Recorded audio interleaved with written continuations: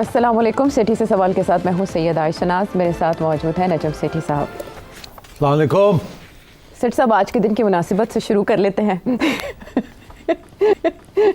आपने फिल्म देखी guns and roses? नहीं।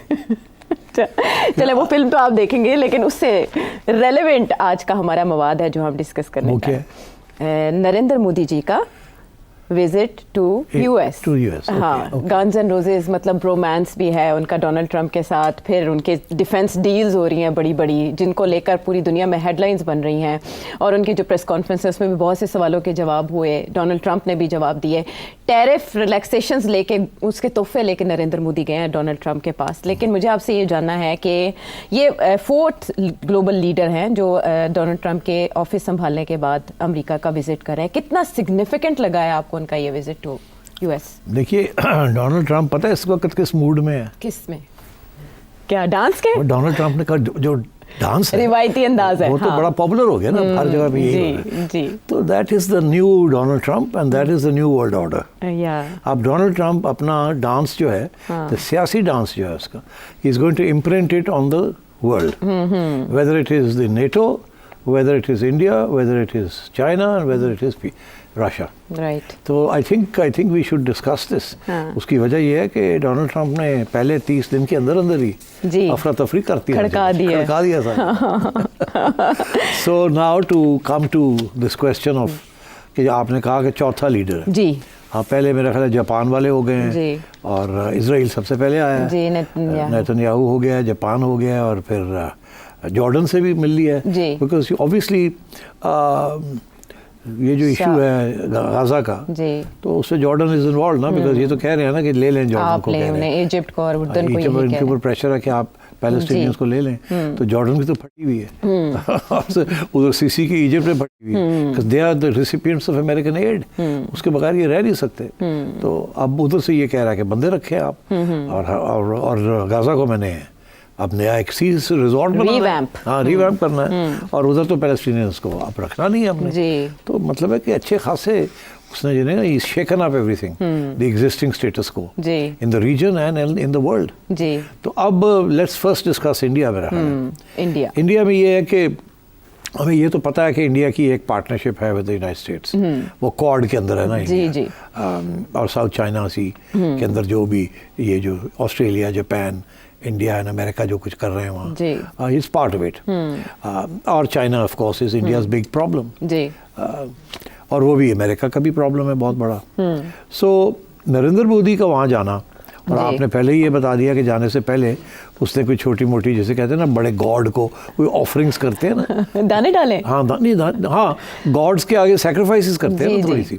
तो जाने से पहले इन्होंने, मोदी साहब ने 10% हार्ली डेविडसन के ऊपर टैक्स जो है इम्पोर्ट ड्यूटी कम कर ली। वो नाराज थे उस पे, छोटी छोटी चीज़ों के ऊपर करके कि बस चलो ऐसी कुछ करता है, कोई रोटी पानी देती है गॉड नु, तो हम जाइए चढ़ावा चढ़ाया ना मूर्ति के आगे। तो अब मूर्ति के पास पहुँच गए हैं चढ़ावा चढ़ा के।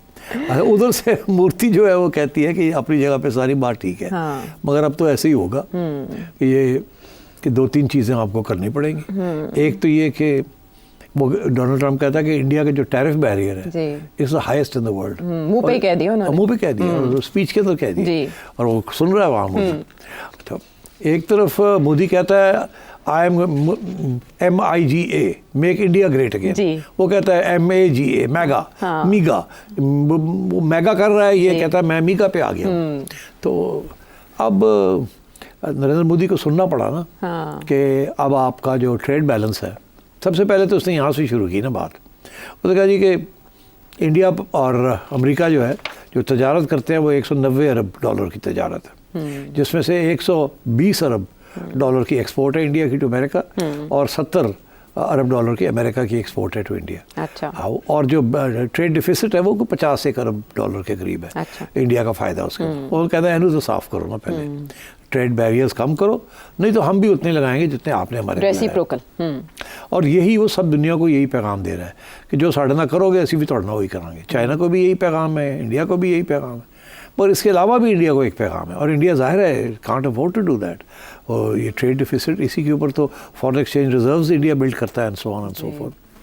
पहली बात। दूसरी बात ये है कि उसने ये कहा है कि हमारी जो एक्सपोर्ट्स हैं, अब हमारे से हथियार ख़रीदो तुम, मिलिट्री के ऊपर ज़्यादा जोर है अमेरिकन एक्सपोर्ट्स के ऊपर, मिलिट्री टेक्नोलॉजी के ऊपर ज़्यादा जोर है। और इस वक्त India is the largest importer of weapons in the world. Total अगर 100 रुपए की दुनिया की एक्सपोर्ट है हथियारों की, तो उसमें से 10 रुपए की इंपोर्ट है इंडिया की। और एक सिंगल लार्जेस्ट कंट्री है India, more than Israel, more than any other country, जो इतने हथियार इंपोर्ट करता है। और इसलिए हथियार इंपोर्ट करता है रशिया से, फ्रांस से और अमेरिका से। अमेरिका कहता है हमें नंबर 1 बनाओ, रशिया की जगह लाओ, हाँ रशिया को कम करो और हमसे लो। वहाँ 2 जगह पे वो इंडिया को कह रहा है, एक तो ये कि हमसे हथियार लो, specially F-35 fighters and transfer of technology on various weapon systems. India के पास जो वेपन सिस्टम्स है आयशा, वो बेशतर जो है वो रशियन वेपन सिस्टम्स। उनकी जो एवियोनिक्स है या इलेक्ट्रॉनिक्स है वो कमज़ोर है। तो अमेरिका ये कह रहा है कि उनको अपग्रेड करो with American avionics and American technology. एक तरफ, दूसरी तरफ हमसे डायरेक्ट भी खरीदो। तो ये इस किस्म की डिफेंस डील्स हो रही हैं और वो कह रहे हैं कि 10 साल की एक डिफेंस डील करने जा रहे हैं। तो उसके अंदर अमेरिका की यही कोशिश होगी कि ये जो $50 अरब का जो डिफिसिट है, ये अपने और हथियार और टेक्नोलॉजी ट्रांसफ़र करे टू इंडिया, ताकि फ्रांस और रशिया पीछे हटे और America becomes the largest supplier of weapons to India. Weapon supply के साथ डिपेंडेंस भी हो जाती है ना, फिर आपकी इंग्रेस हो जाती है। अमेरिका जो है फिर आगे बैठ जाएगा ना, क्योंकि वेपन्स उनके होंगे। अच्छा, इंडिया का ये है कि सिंस इंडिपेंडेंस इंडिया ने रशियन वेपन्स के ऊपर बहुत रिलायंस था जी, अपनी स्टील इंडस्ट्री भी and also in weapons production और also in the import of weapons. MiG जहाज ये वो सारा कुछ रशिया से आया था, जहाँ हम जो थे अब सारा कुछ अमेरिका से ले रहे थे। अच्छा, अब बात यह कि इंडिया ने जो किया रशिया के साथ, वो इंडिया ने ट्रांसफ़र ऑफ टेक्नोलॉजी भी कर लिया कि जी हम ख़रीदेंगे आपसे, मगर ख़ुद उसके बाद आहिस्ता आहिस्ता खुद बनाने शुरू करेंगे और आप हमारी हेल्प करेंगे। अच्छा। हमने अमेरिका के साथ ये नहीं किया। हमने कहा जी भेजी जाओ, असि नहीं बनाना, तुसी भेजी जाओ। हमने वो ट्रांसफ़र टेक्नोलॉजी नहीं की अमेरिका के साथ। और अगर हम करते, पता नहीं हमें देते भी या ना देते, मगर शायद हमने कोशिश भी नहीं की। वी वो कंटेंट के आने दो, जिसकी वजह से हम इतनी डिपेंडेंस हो गई है अमेरिकन वेपन्स के ऊपर कि अब हम इधर उधर नहीं देख सकते। So that is why America was so important to Pakistan. Right. And that is why America की military और military industry जो है is so close to the Pakistani army and national security status in Pakistan. अब आइए कि आगे India और America का क्या होने जा रहा है। क्या होने जा रहा है? तो अब आई थिंक ये पहले भी ये नेवल एक्सरसाइजेस कर रहे थे, एक्सरसाइजेस करते थे और भी करेंगे और भी हथियार अब तो बड़े पैमाने पे कहा गया कि करेंगे। तो आई थिंक अमेरिका की कोशिश है कि एक तो इंडिया को और जंजीरों में, अच्छा, कि और भी इसको डिपेंडेंसी की जाए। अच्छा। दूसरा ये है कि अमेरिका को इंडिया जो है उससे और भी पैसे खर्च करे और हथियार खरीदे। Okay. So I think on these 2 fronts America ने अब बिल्कुल वाजे कर दिया है डोनाल्ड ट्रंप ने, और मेरा ख्याल है नरेंद्र मोदी लेट गया। ओके। वो ही थिंक्स कि यस यही काम करने की ज़रूरत है। ये राइजिंग अमेरिका जो है इज़ द बिग पावर। हम न्यूट्रल नहीं रह सकते उस तरीके के साथ। नरेंद्र मोदी को पूछा गया कि आप किस कैंप में हैं, उसने ये नहीं कहा कि हम रशिया के कैंप में हैं या हम अमेरिका के कैंप में। उसने बड़ी तरीके के साथ कहा हम तो अमन के कैंप में क्योंकि अमन की बात अब कर रहा है डोनाल्ड ट्रंप। तो it was a way of saying कि we will support Trump. Right, smart move. तो but at the same time India के अंदर बड़ी ऑपोजिशन है कि आप बहुत ज़्यादा डिपेंडेंसी अमेरिका के ऊपर कर रहे हैं और आपको actually you should try and build your relations with your neighbours. तो आपकी इतने हथियार लेके इंडिया करेगा क्या? यही सवाल है मेरा कि वो क्या करेगा? आर्मी लेके करेगा क्या? चाइना पे नजर रखेगा? चाइना के साथ लड़ नहीं सकता, पाकिस्तान के साथ लड़ नहीं सकता। 2 वजह। चाइना के साथ तो लड़ नहीं सकता, वो तो मिलिट्री सुपीरियरिटी जो इंडिया पाकिस्तान की है वो चाइना इंडिया की है, तो कन्वेंशनली तो नहीं लड़ सकता। ओके। तो हमारे साथ कन्वेंशनली लड़ सकता है मगर हम नहीं लड़ते कन्वेंशनली। तो हम जब भी वो स्टेज आती है जहाँ इंडिया की कन्वेंशनल मिलिट्री माइट वो हमें डोमिनेट करने की कोशिश करती है या ओवरवेलम करने की कोशिश करती है, हावी होने की कोशिश करती है, हम अपने न्यूक्लियर वेपन जो है टक टक टक टक करना शुरू कर देते हैं। कटो जी, थोड़ा हवा लगाओ, उन्होंने थोड़ी देर मिट्टी शिट्टी टाओ, इंडिया को पता लगे कैसी तैयारी करने में। तो इसलिए आई थिंक इंडिया की जो सारी मिलिट्री स्ट्रैटेजी है ना, I think it's flawed. India अगर वो अपने गरीबों के ऊपर और अपने सोशल सेक्टर के ऊपर काम करें तो they would be better off. मगर ये जो उनकी है ना ऑब्सेशन कि we want to be a great military power, इस रीजन के अंदर जहाँ चाइना बैठा हुआ है एक तरफ, आप नहीं बन सकते बिगर मिलिट्री पावर देन चाइना दूसरी तरफ पाकिस्तान बैठा हुआ है न्यूक्लियर वेपन लेके। आप पाकिस्तान को मिलिटरीली डोमिनेट नहीं कर सकते because we have a nuclear weapon. तो फिर what is the game? India किसके साथ ये सारी हथियार और ये आर्मी और ये किसके साथ करेगा? जी। ना चाइना चाहता है कि इंडिया को डिस्टेबलाइज करना, ना पाकिस्तान चाहता है। तो मतलब है कि तो इंडिया ये क्यों कर रहा है? तो ये मेरा ख्याल है ये गलत किस्म की पॉलिसीज हैं। मगर वो बीजेपी के एक है ना कि जी एक nationalism, we are a great power, और ग्रेट पावर के पास मिलिट्री स्ट्रेंथ होती है। मगर देखिए यूरोप के मिलिट्री स्ट्रेंथ जब उन्होंने देखा था सेकेंड वर्ल्ड वॉर के बाद कि अब हमें अपनी मईशत के ऊपर, आवाम के ऊपर पैसे खर्च करने हैं, तो उन्होंने अमेरिका के ऊपर बोझ डाल दिया नेटो शेटो का। ठीक है, वो अब 70 साल हो गए और अब आप देखिए सर्कल फुल्स आ गया है। अब क्या करेंगे? मैं आता हूँ। बिल्कुल, वो हम करेंगे। वो कह रहा है जी अपने पैसे वैसे नहीं करना हो। तो अब इसी तरीके के साथ इंडिया जो है ये क्या कर रहा है? I don't understand it. Pakistan के साथ तो अब पाकिस्तान तो अब आर्म्स रेस में भी नहीं है, because we now know we can't catch up with India in an arms race. तो हमने तो इसीलिए न्यूक्लियर डिटरेंस रखा हुआ है और मिनिमल किस्म की हमारी स्पेंडिंग है जिसके साथ, और ज्यादा चाइना के साथ। अमेरिका से तो हमें स्पेयर पार्ट्स नहीं देता अमेरिका, हम तो कैनिबलाइज कर रहे हैं। बड़ी मुश्किल से हमें कुछ चीज़ें मिलती हैं इधर उधर से। तो आई थिंक नरेंद्र मोदी जो है वो ही wants to make India a great military power. अगर मैं समझता हूँ ये रीजन के अंदर ग्रेट मिलिट्री पावर की स्कोप नहीं है। It doesn't matter. China has no intention of invading India या इंडिया को ओवरवेलम करने का, बिल्कुल नहीं। चाइना का एम ही कुछ और है। ठीक है। तो इंडिया पर ये क्यों कर रहा है? क्यों कर रहा है? क्या टारगेट्स है ये बिल्कुल ये वही सिविलाइजेशनल अप्रोच है कि अब न्यूक्लियर वेपन्स भी हमारे पास इतने होने चाहिए, हमारी आर्मी भी इतनी बड़ी होनी चाहिए, हमारे पास ये भी हथियार होने चाहिए, वो भी होने चाहिए। At the end of the day who are you defending India against? ना आप डिफेंड कर रहे हैं किसी के खिलाफ, ना आप ऑफेंस कर सकते हैं इन वेपन्स के साथ, neither with Pakistan nor with China. तो किसके लिए कर रहे हैं आप ये? So I think there's a lot of there should be a lot of debate in India about some of these issues. ठीक है, और डोनाल्ड ट्रंप की तरफ से ये डिमांड भी की गई है कि आप रशियन तेल के बजाय अमेरिका से तेल लें, तो ये मुमकिन हो पाएगा? ये बड़ी इंपॉर्टेंट डेवलपमेंट है। इंडिया रशिया से भी तेल लेता है और ईरान से भी लेता है। ठीक, ईरान के ऊपर अमेरिका ने एम्बार्गो लगाया हुआ है, मगर उसके बावजूद इंडिया ईरान से तेल लेता है और वो ईरान के लिए बहुत इंपॉर्टेंट है। ईरान के बहुत सारे सैंक्शंस लगे हैं जी। हम नहीं लेते ईरान से, नहीं ले सकते। हम लेना चाहते हैं, हम नहीं ले सकते। वो डब्बे ਦੇ ਵਿੱਚ स्मगल होता है, तो देखे ना आपने? हाँ, बोतलों में, डब्बों में, कैंस में। तो इंडिया ऑफिशियली लेता है 30% of its supply comes from Iran as far as I no.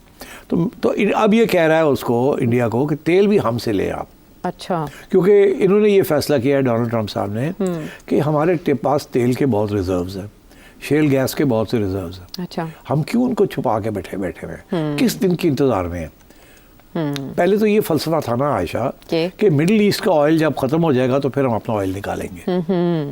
ठीक, तो इसीलिए अमेरिका अपनी ऑयल प्रोडक्शन बड़ी रिस्ट्रेन करके रखता था। ना एक्सपोर्ट को ज़्यादा करता था, ना कुछ, छुपा के रखी हुई। एक्सप्लोर कर लिया, रिजर्व्स हो गए, पता है हमारे पास क्या है, थोड़ी थोड़ी निकाल, और बाकी दुनिया की से ऑयल लेता था। ठीक, अच्छा, अब डोनाल्ड ट्रंप ने कहा इसकी कोई ज़रूरत नहीं है, आप अपना तेल निकालें और एक्सपोर्ट करें जी, और खुशहाली लेके आए, और छोड़े दुनिया में क्या होता है, तेल की कीमत गिरती है तो गिरने दो, हम अपनी भी सप्लाई करेंगे। तो आई थिंक इस किस्म की पॉलिसीज के ऊपर ईरान के लिए भी प्रॉब्लम बन जाएगा ना। एक तरफ वो ईरान के ऊपर सैंक्शंस लगाए जा रहे हैं, दूसरी तरफ वो ऑयल सप्लाईज को इंक्रीज करेंगे और सऊदी अरेबिया के साथ भी मिलकर ये करेंगे, तो और अपना तेल भी एक्सपोर्ट करेंगे। और इंडिया को ये कह रहा है कि रूस से मत लो, ईरान से मत लो, हमसे ले लो, हम तैयार हैं अब देने के लिए, पहले तैयार नहीं थे। तो मतलब है इस किस्म की नई डेवलपमेंट्स हो रही हैं। अब कहाँ तक ये जाएंगी वी कांट से, बस ये डेफिनेटली जो स्टेटस को वर्ल्ड का है ना, तोड़ दिया उसको, उसने उसको तोड़ने जा रहा है। अभी तक नहीं टूटा, अभी तो शुरू किया उसने, इब्तदाई है। अब वो बातें हो रही हैं, अब किस हद तक ही कामयाब हो जाएगा, किस हद तक इसके खिलाफ महाज बन जाएंगे, वी डोंट नो। मगर इसकी कोशिश ज़रूर है कि किसी तरीके के साथ एक नया पैराडाइम जिसे कहते हैं, नया ग्लोबल ऑर्डर एक नया बनाया जाए जिसका सेंटर पीस अमेरिका हो जी। तो साथ ही ये जो दोनों के दरमियान ट्रेड है वो 5 बरस में $500 अरब तक ले जाने की बात की गई है, ये मुमकिन हो पाएगा? अब भारत जो डिमांड्स उसके सामने रखी जा रही हैं, क्या एक्सपेक्ट करे थे नरेंद्र मोदी? अब 200 से 500 जाना, 200 अरब से 500 जाना, जिसके अंदर वो कहता है कि बैलेंस होना चाहिए, 250 आप करें, 250 हम करें। माजी में तो फायदा था ना इंडिया को। 250 तो उसी सूरत में होंगे ना कि हथियार खरीदेंगे लंबे चौड़े जी।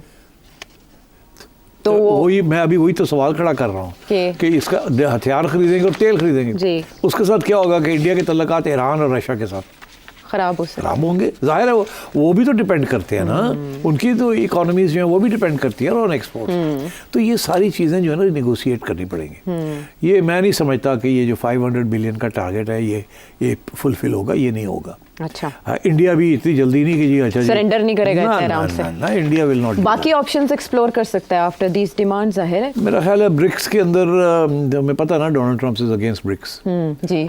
उसने तो ब्रिक्स को भी टाइट करना है वो भी जिक्र नहीं आया उसका, मगर पता है हमें। जाहिर है वो डॉलर के लिए, वो तो डॉलर की बालादस्ती चाहते हैं। डर ही है कि डॉलर का इशू है और वहाँ ब्रिक्स में China and Russia want to make BRICS a strong thing और वो वहाँ they want their own currencies to come in. वो तो बिल्कुल लगे हुए हैं टू अटैक द डॉलर और डोनाल्ड ट्रम्प ने होने नहीं देना ये। सो आई थिंक ये सारी बातें अभी हवा में हैं कि हम ये कर लेंगे वो कर लेंगे। इनका अगर ख्याल है कि चाइना और रशिया जो है और even India will allow Donald Trump to do all this, मुश्किल है। They're not going to allow him to do it. अच्छा, तो it's going to be a very interesting debate और कि आगे कैसे ये होता है। अच्छा, इसमें इंटरेस्टिंग पाकिस्तान के पॉइंट ऑफ व्यू से क्या है? दफ्तर खारिजा ने तो मजम्मत किया जिस तरह से वहाँ कहा गया है कि पाकिस्तान सरजमीन इस्तेमाल ना होने दे दहशतगर्दी के लिए। क्या पाकिस्तान को घबराना चाहिए? इतनी बड़ी जो वेपन डील्स हो रही हैं, जाहिर है देखिए अगर इंडिया को अब अमेरिकन वेपन्स मिलेंगे और मॉडर्नाइजेशन होगी तो जाहिर है हमारे यहाँ भी तो हार्ट सर्चिंग सोल सर्चिंग होगी कि अब हम क्या करें। अगर इनके पास F-35 आ जाते हैं तो हमारे F-16 का क्या होगा? तो फिर हमारे बेचारे F-16 तो 20 साल पुराने हैं यार। तो क्या ना वो पोचा शोचा मारो टाकी शाकी। हमारे पास अब चाइनीज बहुत अच्छे जहाज आ रहे हैं, some of them are as good as the F-35 if not better.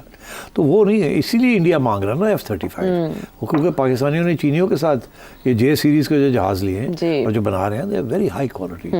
तो इसलिए I think India wants the F-35। But यार मुझे ये बताएं कि जाहिर है कि इंडिया की एक बड़ी इंटरेस्टिंग कोशिश होती है बिकॉज उसके पास ज़्यादा पैसा है, बड़ी इकोनॉमी है, वो चाहते हैं कि पाकिस्तान आर्म्स रेस में फंसे।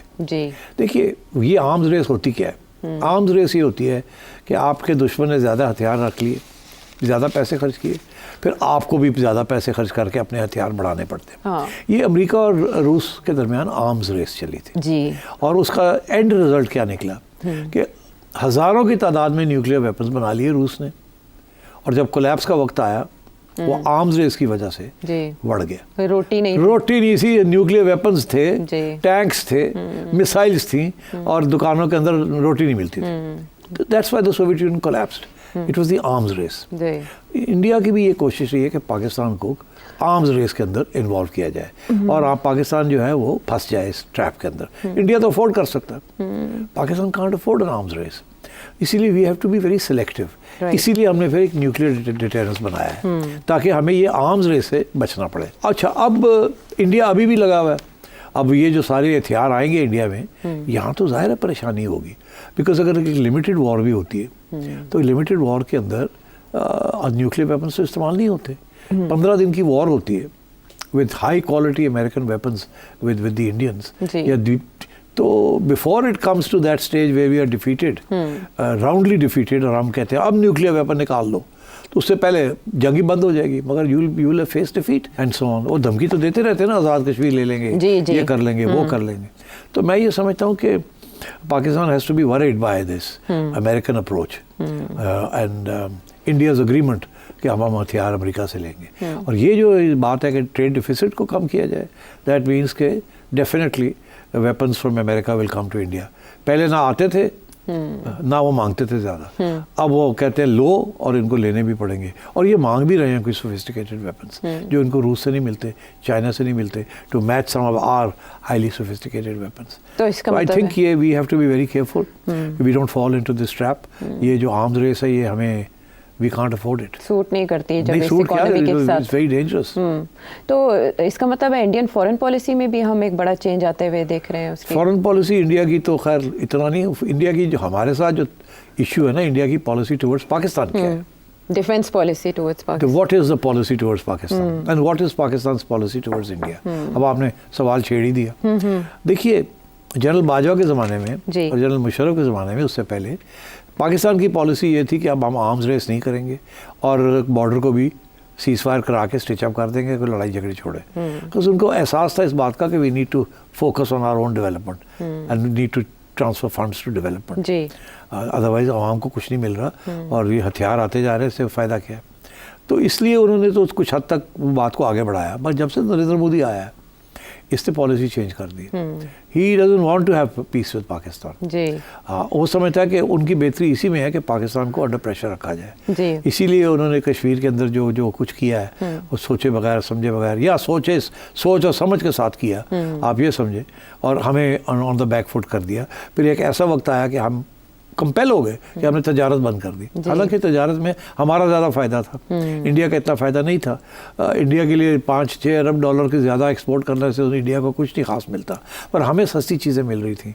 हमारी इन्फ्लेशन के लिए, कंज्यूमर इंडेक्स के लिए हमारा फ़ायदा था उसमें, तजारत में। मगर वो हमने फिर गुस्से में आके कश्मीर का जो खुसूसी स्टेटस खत्म किया, तो फिर हमें करना पड़ा एहतजाज के तौर पर। हाँ, वो एहतजाज, मगर नुकसान हमारा हो गया। अच्छा, अब हम समझते हैं, सोचते हैं कि खोलें ना खोलें, उधर से वो कहता ना खोलो, हो गया तो हम तो इंटरेस्टेड इंडिफरेंट है, हम तो इंटरेस्टेड ही नहीं है। तो अब देखें ना, so this is the policy. ऊपर से उन्होंने अफगानिस्तान के अंदर अपना फुटप्रिंट बढ़ा लिया, बिकॉज हमारा फुटप्रिंट वहाँ जम नहीं रहा है, और अब वो अफगानिस्तान के अंदर भी बैठ के तालिबान के साथ मिसचिफ क्रिएट करेंगे, और बलोचों के साथ तो वो हो ही रहा है already, they are supporting them. तो मैं ये समझता हूँ कि इंडिया की बड़ी एग्रेसिव पॉलिसी रही है अंडर विज़-विज़ पाकिस्तान, अंडर नरेंद्र मोदी। लेकिन पाकिस्तान की वैसी नहीं रही। पाकिस्तान, मैं समझ रहा हूँ कि अब शायद अंडर जनरल आसिम मुनीर, मेरा ख्याल है यहाँ एक रियलाइजेशन हुई है कि हमने बड़ी कोशिश की है कि हम तालिबान को भी समझाएं कि लड़ाई झगड़े छोड़ो, तुम अपना काम करो, हम अपना काम करें। बयानबाजी चलती रहेगी, मगर इससे ज़्यादा जिहादवाद ख़त्म कर दी। तो इंडिया ने नहीं रुका ना। इंडिया ने ये कि पहले तो ये सपोर्ट किया सेसेशनिस्ट मूवमेंट्स इन पाकिस्तान, नंबर 2 उसके बाद टेररिज्म शुरू की यहाँ। It's a fact. ये जो इंडिया ने जो कनाडा के अंदर और यूके के अंदर टारगेट किया सिख लीडर्स को, उसी किस्म के जिहादी लीडर्स को पाकिस्तान के अंदर टारगेट किया। एंड दे खुद मानते हैं कि 5-6 को हमने पेड असैसिन्स के जरिए we have knocked them off. So they have been picking and choosing. और अब मुझे ऐसे लग रहा है कि आसिम मुनीर आया तो इसने ये कहा कि बहुत हो गया है, हमने तो पूरी कोशिश की है इनके साथ कोई अमन की बात की जाए, लड़ाई झगड़े ना किए जाए, ये नहीं करते, ये लगे हुए हैं अपनी ऑफेंसिव डिफेंस करने में। तो मेरा ख्याल है कि फिर हमें भी कुछ करना पड़ेगा।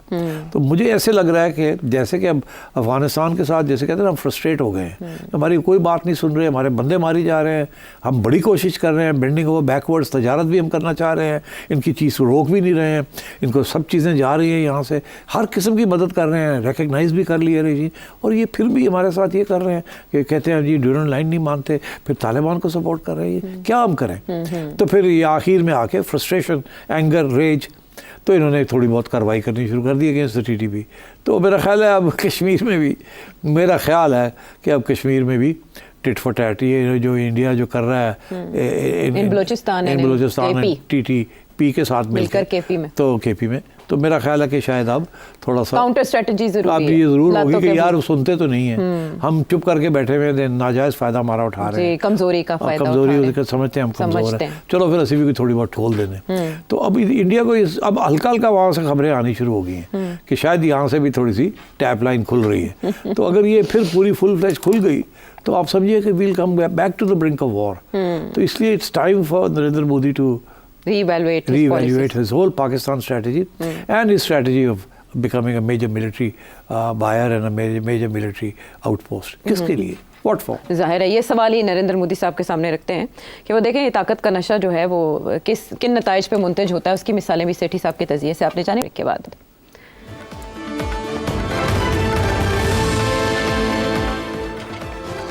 शो में साथ देने का शुक्रिया। अमेरिकी प्रेसिडेंट डोनाल्ड ट्रंप का जिक्र खैर जारी रहे। बिल्कुल, अब तो जारी रहेगा, हर जगह पे पहुंच गया, तहलका मचाया हुआ उन्होंने, तहलका। लेकिन कहीं वो जाके दोस्ती के शादियाने बजा रहे हैं, 1.5 घंटा किसी से बात कर रहे हैं, और आयशा, नेटो वालों को बताया तक नहीं कि मैं बात करने लगा हूँ, कि मैं डिस्कस कर लूँ कि क्या बात करनी है कि नहीं। उन्होंने कहा जाओ मैं आप पे कल करांगा और मैं दोनों की दसना है।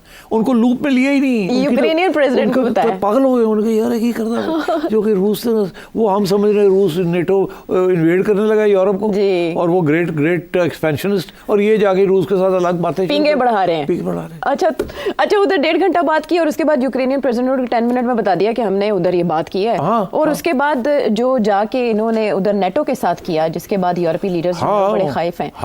वो सेक्रेटरी साहब चले गए ना, डिफेंस सेक्रेटरी हेग्सेप। तो इसका मतलब है कि नेटो अब अपने खात्मे की तरफ बढ़ रहा है और डोनाल्ड ट्रंप उसका खात्मा करेंगे। देखिए नेटो को दो तरफ से खतरा है। एक तो डोनाल्ड ट्रंप की तरफ से खतरा है, दूसरा एक और भी खतरा है जो कि जिसकी तरफ मैं तवज्जो दिलाना चाहता हूँ कि मेरा ख्याल है कि यूरोपियन यूनियन जो है ना ये नहीं रहेगी।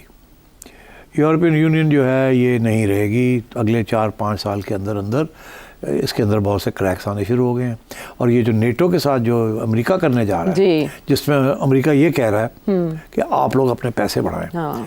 इस वक्त वो अपने 2% ऑफ GDP जो है उन्होंने एयर मार्क किया हुआ नेटो के लिए, डिफेंस ऑफ यूरोप के लिए, जिसमें से कुछ मुल्क जो है वो तो 2% भी नहीं दे रहे। नहीं ये कह रहा है 5% पे लेके आओ, हम निकल रहे हैं यहाँ से, जिस योर डिफेंस खुद करो। तो ये तो नहीं कर सकते, ये तो मारे जाएंगे, इनके पास तो पैसे ही नहीं है। NATO is bankrupt, most countries in NATO are in a bad way. और तो अब ये कैसे करेंगे?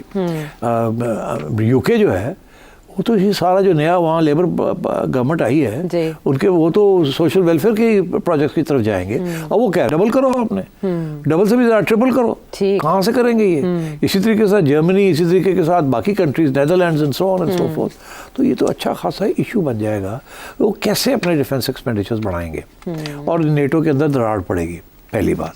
दूसरी ये कि उसने ये कह दिया कि मैं रूस के साथ मुकबका करने जा रहा हूँ। और मुकबका तो सब चाहते हैं हो जाए, अमन आ जाए, मगर नेटो और नेटो की अभी तक पॉलिसी रही है यूरोपियन की कि वो यूक्रेन को नेटो का मेंबर बनाना है ताकि रूस के बॉर्डर के ऊपर नेटो आ जाए। इसने कहा जी ऑफ द टेबल नेटो का मेंबर यूक्रेन बन ही नहीं सकता। ताकि रशिया को जो इस वक्त थ्रेट है वो दूर हो जाए। रशिया को सेट करने के लिए, बात को लाने के लिए उन्होंने कहा तो फिक्र ही लगा नेटो ने नहीं बढ़ना, Ukraine will not become part of NATO. लेकिन बार्गेन पोजीशन यूएस ने अपनी वीक की है इससे। वीक बार्गेनिंग तो उस वक्त होती है ना अगर आपने बनाना हो। इसने क्या बार्गेनिंग करनी है रूस के साथ? वो तो यूरोप ने करनी है ना बार्गेनिंग। मतलब यूरोप के सर से हाथ हटा दिया एन मौके पे। और उसने ये कहा है कि बहुत हो गया। बहुत मैं आपको बताऊं, इस वक्त रूस जो है लार्ज एरिया ऑफ यूक्रेन लेके बैठा हुआ है, और ऑक्यूपाई किया हुआ है। और डोनाल्ड ट्रंप ने कहा कि बस इसने जो ऑक्यूपाई कर लिया ये रख ले। 2014 से पहले वाली पोजीशन पे आप नहीं जा सकते, अल्लाह हाफिज, बस इत्थे ही। 2014 जड़े इलाके ले सन और रूस के दे पार्ट ऑफ रशिया। आप यूक्रेन पीछे हटो, खत्म। और अगर अमेरिका सप्लाईज बंद कर देता है तो यूक्रेन गया। सप्लाईज भी बंद करने का ऐलान कि ट्रूप्स भी नहीं भेजेंगे हम। और नेटो दे नहीं सकता क्योंकि नेटो सारा अमेरिका ही है, फौज ना पैसा ना हथियार। तो अब वो यूक्रेन वाले तो है, by the way this is बड़ी स्ट्रॉन्ग स्टैंडिंग आर्मी है यूक्रेन की। It is one of the finest आर्मीज in Europe. अब वो आर्मी को अगर आपको उसके हथियार बंद हो गए, उसकी रोटी पानी बंद हो गया तो वो तो फारग है। जो बाइडेन यही तो कर रहे थे कि वो स्ट्रेंथ दे रहे थे ना यूरोपियंस को, फंड्स दे रहे थे, इससे तो बंद कर दिया। तो अब ये एक तो उसने ये कह दिया कि जी नेटो का हिस्सा नहीं बनेगा वो जी, ठीक। और वेपन्स भी नहीं और ट्रूप्स भी नहीं, अमेरिकन हम ना वेपन्स देंगे ना ट्रूप्स देंगे। और जो शेयर होगा अमेरिकन पार्टिसिपेशन का वो फेयर होगा। और हाँ मतलब है कि फेयर से मतलब ये है कि जितना आप देंगे उतना हम देंगे। आप बढ़ाएं अपना, तो हम तो बहुत दे रहे हैं, हम कम करेंगे, आप बढ़ाएं। अगर आप 2% दे रहे हैं तो हम भी, अगर आप 10 बिलियन दे रहे हैं या 20 बिलियन दे रहे हैं या 100 बिलियन दे रहे हैं, हम भी होते हैं। तो ऐसे it is going to create havoc NATO के अंदर and between the NATO countries. इसलिए मैं समझता हूँ कि डोनाल्ड ट्रंप ने शेकअप कर दिया। और अगर कुछ चीज़ रह गई थी जी, अगर कोई चीज़ रह गई थी, अब उसने जो नया अनाउंसमेंट कर दी कि कहता है ये तो मैं शुरू कर रहा हूँ, जंग बंद कर रहा हूँ वहाँ यूक्रेन के, और उसको दे रहा हूँ जो वो मांग रहा है, ठीक है, मैं डील कर रहा हूँ। नेटो रहेगा और आप लोग चलाएं उसको, नहीं तो ना सही, अपनी जिम्मेदारी खुद ले। अमरीका आपका ठेका और मैं आपको गारंटी देता हूँ कि रूस जो है आगे नहीं आएगा, उसको जो चाहिए हम दे रहे हैं, खत्म हुई बात। ठीक। अच्छा, दूसरी, क्योंकि देखिए परसेप्शन में फ़र्क है। अमेरिका की परसेप्शन ये है कि रूस जो है वो ग्रेटर रशिया नहीं बनाना चाहता, वो सिर्फ उसे डर है कि ये नेटो शेटो जो है ना ये मिलके रूस के ऊपर ना कुछ प्रेशर पड़ जाए। तो वो अपने आप को प्रोटेक्शन के लिए उसने ये सारी एरिया जो है यूक्रेन का लिया है, क्योंकि वो नहीं चाहता कि नेटो मेंबर आ जाए उसके बॉर्डर के ऊपर। यूरोपियंस, ये फ़लसफ़ा यूरोपियंस का, जो आजकल के यूरोपियंस हैं, उनका फ़लसफ़ा ये है कि रूस जो है वो 18 के ज़माने से एक्सपेंशनिस्ट है, और अभी भी प्यूटन भी वही किस्म की एक्सपेंशनिस्ट पॉलिसीज़ है। तो आज इसने इस यूक्रेन को ले लेगा, उसके बाद फिर पोलैंड में आ जाएगा, फिर चेकोस्लोवाकिया में आ जाएगा, जैसे एक ज़माने में सोवियत यूनियन होता था और उससे पहले रशियन एम्पायर था। तो ये, और आप यकीन करें, मैंने जर्मन्स, जो नई जर्मन की जो गवर्नमेंट है वो सेंटर राइट विंग है, पता क्या कहते हैं? वो कहते हैं जी हमारे लिए तो एग्जिस्टेंशियल प्रॉब्लम है, मतलब कि हम तो समझते हैं कि अगर रूस को खुली छुट्टी तो हमें खा जाएगा वो। अच्छा, आई एम शॉक्ड कि आजकल के ज़माने में तो some sections of intelligentsia and strategic thinkers actually think this, but वो समझते हैं। मैं बैठे एक बहुत सीनियर जर्मन स्टेट्स डिप्लोमेट के साथ बात कर रहा था, आई वाज शॉक्ड। वो कहता है it's an existential threat for us, and हम यहाँ समझते हैं it's nothing to do with existentialism, but वो ये समझते हैं। सो दे आर मॉडली स्कैर्ड कि ये रूस जो है ये तारीख में यूरोप को इसने गॉबल अप कर लिया था, फिर ना गॉबल अप कर ले, एक्सपेंशनिस्ट है, Putin is like a tsar and so on and so forth. तो अमेरिका कहता है यार थोड़े मसले ने ऐसी कोई गल नहीं, हम दूर हैं, हमें कोई मसला नहीं है, why should we be defending you. ठीक है, क्योंकि अमेरिकन इकोनॉमी जो है ना ज़्यादा पैसे इन्हीं चीज़ों के ऊपर खर्च कर रही है, और वो कह रहा है we need to spend this money at home and so on. तो अब यूरोप से ज़्यादा एशिया सेंट्रिक पॉलिसी अमेरिका की हो रही है इसके बाद, तो यूरोप पुशबैक करने की पोजीशन में है। इतनी एशिया सेंट्रिक से मुराद है चाइना सेंट्रिक। एक तो वो चाहता है चाइना रशिया का जो अलायंस है ना उसको कमज़ोर करे, वो इसलिए ताकि this is why he wants to have a special relationship with Putin, क्योंकि इस वक्त China and Russia very close. अगर वो थोड़ी भी उनमें दरार आ जाती है तो फिर ये ब्रिक्स वाला चक्कर नहीं चलेगा। अभी तो वो इकट्ठे हैं ना ब्रिक्स के अंदर, और वो इकट्ठी करेंसी के ऊपर डॉलर की अटैक अमेरिका को टक्कर दे रहे हैं। तो जैसे ही उसने रूस के साथ कोई डील शील्स कर ली तो रूस थोड़ा सा पीछे हट जाएगा। अच्छा। तो वो फिर चाइना के ऊपर फोकस कर सकेगा, which is what he wants to do. उसे इस बात का एहसास है कि द नेक्स्ट ग्लोबल पावर, क्या already the biggest global power, now the real global power is China. आज चाइना को ना रोका तो within 5 to 10 years China को आप रोक नहीं सकेंगे। तो ही इज ट्राइंग के भी मेक अमेरिका ग्रेट अगेन का मतलब ही है कि you know we should still be number 1, because अगर डॉलर हमसे हमारे हाथ से निकल गया तो वी आर फिनिश्ड। अच्छा, ये जो उन्होंने रशियन प्रेसिडेंट से बातचीत की है वो सिर्फ यूक्रेन स्पेसिफिक नहीं थी, बल्कि उसमें security issues, energy, artificial intelligence and power of the dollar भी डिस्कस हुआ। एब्सोल्युटली। तो क्या ये उस कैंप में जाते जाते रशिया को अपने साथ दोस्ताना ताल्लुकात की तरफ ले आएंगे? नहीं, कोशिश करेगा कि वो जो अलायंस है इस वक्त अगेंस्ट अमेरिका, रशिया का और चाइना का, वो उसको तोड़ने की कोशिश करेगा। Okay. And this is why he is making this first overture कि अमन विद, और प्यूटिन को कि मैं तो ट्रस्ट करता हूँ, और 1.5 घंटे की बात की प्यूटिन के साथ। और सुने अगली बात जो उसने की है, क्या? और वो कह रहा है अभी नहीं, मगर ये मैं करूँगा जैसे ही मैं ये सारा इजराइल और सऊदी अरेबिया ये सारा सॉर्ट आउट कर लूँ ना यूक्रेन को और ये गजा को, उसके बाद मेरा अगला जो है, और मेरा ख्याल है वो 3 महीने के अंदर अंदर शुरू हो जाएगा ये बात करनी। उसने इशारा कर दिया, कहता मैंने तो एक समिट करनी है अमेरिका, रशिया और चाइना, और उससे मैंने ये कहना है, 2 बातें कहनी है कि ये आपने जो न्यूक्लियर हथियार रखे हुए हैं, आपने भी और मैंने भी, इसको तो आधा करें पहले। अच्छा। हमें क्या जरूरत है न्यूक्लियर वॉर?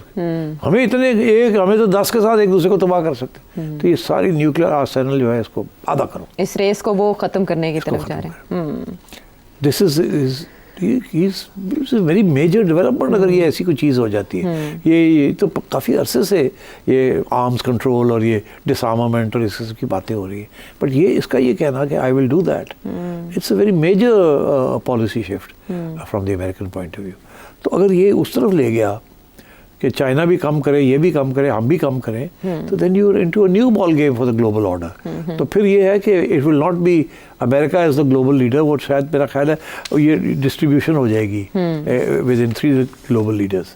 और नेटो वैसे ही फारग हो रहा है, तो EU वैसे ही फारग हो रही है, EU ने तो रहना कोई नहीं। ठीक है, अमेरिका की छतरी के बगैर यानी ये सब बेकार है। और सो इसलिए I think Donald Trump is shaking it up, और अगर ये 4 साल रह गया और उसने ये सारी चीज़ें कर ली तो ये दुनिया जो आज जो जिस तरीके से ग्लोबल ऑर्डर आप देख रहे हैं ये आपको नज़र नहीं आएगा ऐसे। कोई ऐसी चीज़ें भी हो जाएंगी जो आपको अच्छी लगेंगी, कोई ऐसी चीज़ें भी हो जाएंगी जो आपको अच्छी नहीं लगेंगी। ठीक। And so we don't know which way is going to go. अच्छा, ब्रेक से पहले अगर मैं आपसे मिडिल ईस्ट की सिचुएशन पे ये सवाल कर लूँ कि अमेरिकी इंटेलिजेंस एजेंसीज ये रिपोर्ट कर रही हैं कि इसराइल हमला करने जा रहा है ईरान पर, जबकि डोनाल्ड ट्रंप उसके साथ एक डील का इशारा दे चुके हैं कि वो ईरान के साथ डील करना चाहते हैं। तो ये उसके बरक्स इत्तलात नहीं है जो ट्रंप चाह रहे हैं? इसराइल बहुत बड़ा प्रेशर ग्रुप है और अमेरिका, और इस वक्त जो कि इसीलिए सबसे पहले नेतन्याहू साहब गए वहाँ और खुश वापस आए और जो गज़ा का जो प्लान बना दिया इन्होंने, जिसके ऊपर ग्लोबल ऑपोजिशन है। ठीक, अब करेगा क्या मिडल ईस्ट के अंदर? जी, यही सवाल है ना। क्या कहता है? कहता है मैं प्यूटिन को मिलूंगा। कहाँ मिलेगा आयशा? सऊदी अरेबिया की सरजमीन पे। सऊदी अरेबिया के खाते चा गया। हाँ। भाई आपने मिलना है तो किसी और जगह पे मिले, कोई न्यूट्रल कंट्री में जाके आप मिले। सऊदी अरेबिया तो अमेरिकन एलाई है जी, और मेरा ख्याल है प्यूटिन मान जाएगा। लाइकलीहुड इज, ये कहता है मैं वहाँ मिलूंगा, और मेरा ख्याल है MBS तो बड़ा खुश होगा कि अभी आ गया है, अच्छे साढ़े को करेंगे। हाँ, इम्पैक्ट आएगा। बड़ा बहुत बड़ी चीज़ है यार, समिट हो रही है सऊदी अरेबिया के अंदर। So I think Donald Trump is playing a very interesting game. I don't know how far he will succeed, but मैं ये भी कह दूं कि ना चाइना ना रशिया इसकी गेम जो है उसको ऐसे नहीं कि जो कहता है वो मान लेंगे। They are not going to be pushovers. उनको भी पता है इसके पीछे चालें क्या है क्या नहीं, उसका कहाँ नुकसान है, उनका क्या फ़ायदा है। तो जिस स्पीड पे ये चलना चाह रहा है ना, वो स्पीड पे उसको चलने ही नहीं देंगे। अच्छा, that's the first remark that I can make. दूसरा ये है कि बट रशिया एक चीज़ ज़रूर, रशिया फ़ौरन यूक्रेन के अंदर it will want to end the war in Ukraine. Okay, और जैसे ही उसको वो अपनी टेरिटरीज मिल जाती है और नेटो की एश्योरेंस हो जाती है कि नेटो का नहीं मैं, और उसके साथ ये जो ज़ेलेंस्की साहब हैं ये फारग हैं, वो नहीं रह सकेंगे फिर। He is a war president and if the war ends Zelensky will be फारग्ड। वहाँ ऐसी गवर्नमेंट आएगी जो सपोर्ट करेगी डोनाल्ड ट्रंप की पॉलिसीज और रशिया के साथ पंगे नहीं लेगी। तो जब वो ऐसी करेगी तो यूरोप से भी दूर हो जाएंगे वो। तो वो अब यूक्रेन को कमज़ोर हो जाएगा यूक्रेन इसके बाद। दुनिया को किस तरह से शेप अप करेंगी डोनाल्ड ट्रंप की पॉलिसीज, ये तो वक्त बताए। आर्ट ऑफ द डील फिलहाल हम सीख रहे हैं डोनाल्ड ट्रंप से। वापस आते हैं एक ब्रेक के बाद।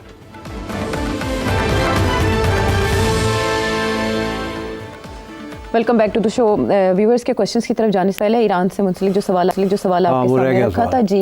ईरान जो है ना, उसको पता है कि Donald Trump is turning his attention as soon as this Ukraine thing, Iran की तरफ वो आएगा, वो आ गया ऑलरेडी। ईरान को वही जो वो कह रहा है कि जी न्यूक्लियर नहीं होगा जी, और आप इसराइल को अटैक करना बंद करें। नहीं तो फिर ठीक है, वो क्लियर है कि then we will help Israel. मगर वो नहीं चाहता कि इस वक्त ईरान के ऊपर अटैक करे। वो इसके साथ एक नई डायमेंशन शुरू हो जाएगी, शायद कोई नई टेररिज्म शुरू हो जाए। We can't handle all that. तो वो प्रायोरिटी करना चाह रहा है। अच्छा। इसराइल का प्रेशर है कि अभी करो अभी करो अभी करो। तो मेरा ख्याल है कि इसने ये कहा कि अभी नहीं, अभी मैं अमन की बात करूँगा ईरान के साथ कि बंद करो न्यूक्लियर प्रोग्राम, इंस्पेक्शंस करो, सारी टेररिज्म बंद करो, हाथ निकालो इधर से लेबनान से, सीरिया से, इधर से। नहीं तो ठीक है, फिर देन देखो क्या होता है। Because without American help Israel can not attack Iran. उनको अमेरिकन टेक्नोलॉजी और एयर स्पेस यूटिलाइजेशन की ज़रूरत है, और बॉम्ब्स की, बिग बॉम्ब्स। तो आई थिंक ईरान को मैसेज चला गया है। मेरा ख्याल है ईरान की तरफ से जो पैगाम वापस आया है वो मेरा ख्याल है वो यही है कि यस, नो प्रॉब्लम, बात करें, हम भी नहीं चाहते, बहुत हो गया, ठीक है। आप ही ने तो थोड़ा सा सारा कुछ मसले क्रिएट किए थे, और हम तैयार हैं बात करने के लिए, आ जाए वापस, कोई ऐसी बात नहीं है। और मेरा ख्याल है ईरान बड़ी केयरफुल रहेगा अब, और हमास और हिजबुल्लाह भी जो है दे विल वेट टू सी कि अब क्या है, डोनाल्ड ट्रंप के मूव्स क्या हैं। मगर अगर डोनाल्ड ट्रंप ने ये गाज़ा वाला प्लान पक्का किया और अभी फिर से इसराइल को ग्रीन लाइट मिल गई to go an attack, because अभी धमकी है ना कि हॉस्टेजेस अगर हफ्ते तक ना रिलीज हुए तो फिर अटैक शुरू हो जाएगी ऑन हमास। जी बिल्कुल, यही है ना। अब क्या अगले 2-3 दिन के अंदर, 1-2 दिन के अंदर क्या ये फिर Israel will start the attack again or not, we have to wait and see. और सो आई थिंक ये मिडिल ईस्ट तो अभी भी बहुत बड़ी क्राइसिस में है। इसमें ईरान का रोल इज़ वेरी इंपॉर्टेंट। हुआ ये है कि इसराइल की अटैक की वजह से वो जो अब्राहम्स अकॉर्ड थे वो सारा जैसे कहना बढ़ गया, वो नहीं आगे बढ़ रहा अब। और डोनाल्ड ट्रंप का तो वो प्रोजेक्ट था कि मैं ये इब्राहिम क्रेडिट ले रहे थे वो इसका, तो अब ये वापस जाना चाहेगा उस तरफ। मगर अगर ये इसराइल को फिर खुली छुट्टी मिल गई तो वो तो नहीं होगा ना, because even Saudi Arabia and UAE वगैरह नहीं कर सकते ना, कोई भी उनको सपोर्ट नहीं करेगा। So I think you have to wait and see कि ईरान की अब स्ट्रेटजी क्या है एंड ईरान किस तरीके से ट्रंप को हैंडल करता है। ये भी तो गेम हो सकती है कि इसराइल की तरफ से ऐसी अफवाहें फैलाकर डोनाल्ड ट्रंप ईरान पे दबाव बढ़ा के अच्छी डील लेना चाहते हो। नहीं, मेरा ख्याल है इसराइल चाहेगा कि डिस्ट्रक्शन ही हो जाए। इसराइल डोनाल्ड ट्रंप का जो प्लान है वो ईरान उसको साबोटाज करने की कोशिश करेगा। इसराइल ने ये इतना लंबा चौड़ा जो ड्रामा किया है ना, जेनोसाइड की है, ये एम नहीं की, इसको परमानेंट करना चाह रहा है ग्रेटर इसराइल। ये नहीं कि जी अब मुकमुका करके रिट्रीट टू प्रीवियस स्टेटस को एंटी, ये नहीं करेगा वो। ठीक है, अब वो नहीं, जो उसने जो कर दिया है इसको रिटर्न नहीं होने देगा वो। विन विन ही है फॉर देम। और अगर ये सऊदी अरेबिया और बाकी दुनिया के ममालिक उसकी बात नहीं मानेंगे तो Israel will remain very defiant and aggressive. और अगर इधर से फिर कुछ रेजिस्टेंस लॉन्च होती है फ्रॉम ईरान और फ्रॉम अदर प्लेसेस तो Israel and America will again इकट्ठे हो जाएंगे, then they will again wreak havoc. Power बड़ी इस वक्त Middle East is like a powder cake, uncertain सी सिचुएशन है और इसको कंट्रोल कौन से फैक्टर्स करें।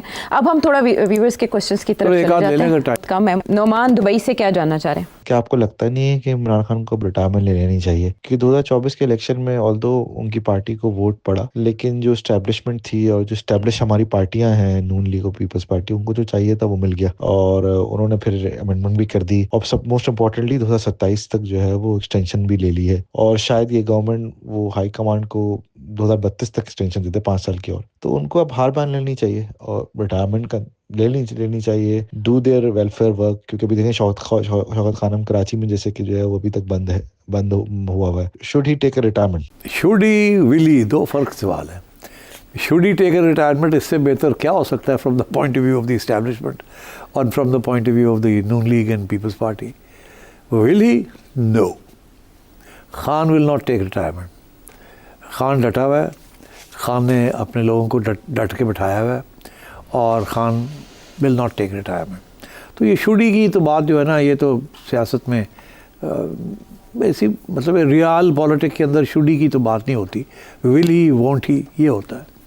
और कुछ लोग कहते थे कि इमरान खान जो है वो 6 महीने की कैद के बाद कॉम्प्रोमाइज़ कर लेगा। अभी आपने देख ही लिया, वो तो किसी किस्म के मूड में नहीं है कॉम्प्रोमाइज़ करने के लिए।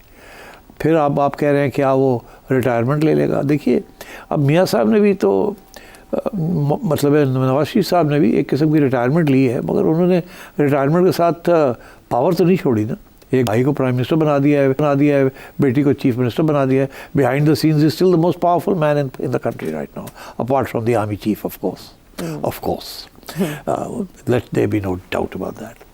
बट इमरान खान के पीछे कुछ नहीं है, देयर इज़ नो नंबर 2। कोई उनकी बहन नहीं है, कोई उनकी एहलिया नहीं है जो कि इस पार्टी को इकट्ठा करके और उधर ले चले जा, खान ले जाना चाह रहा है। तो without Khan there is no party. तो इसलिए वो रिटायरमेंट तो नहीं लेंगे, वो तो till death to us part वाली बात होगी कि PTI and Imran is one.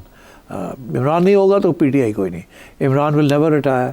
हाँ, ये ज़रूर उनको ऑफ़र करेंगे कि आप ऐसे है, जैसे नवाज शरीफ प्रेसिडेंट है, आप भी प्रेसिडेंट बन जाएं, आप रिटायरमेंट, इस किस्म की रिटायरमेंट ले लें कि आपकी पार्टी को पावर शेयरिंग हम दे देते हैं।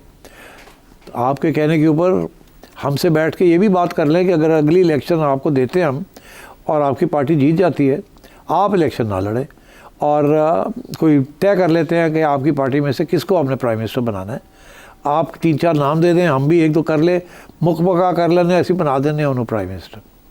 अगर आप बनी गाला में बैठेंगे, आप नहीं चलाएंगे इस मुल्क को।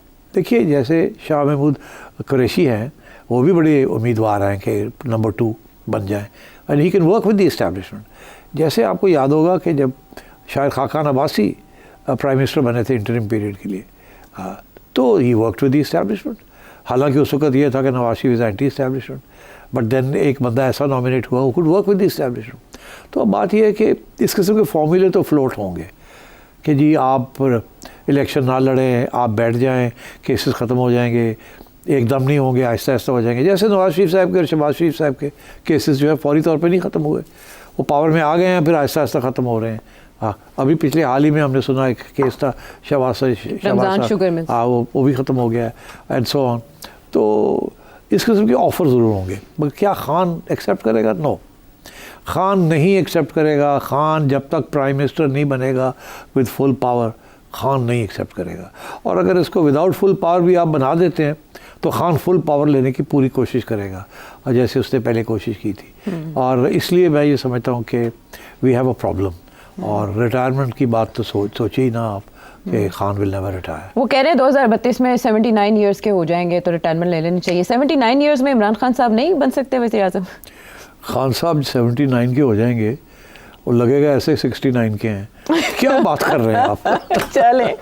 चले इसी में मुक्ति मुकाते हैं और आपके मज़ीद सवालों का इंतज़ार करते हैं। अगले अपने इजाज़त देते हैं। Thank you.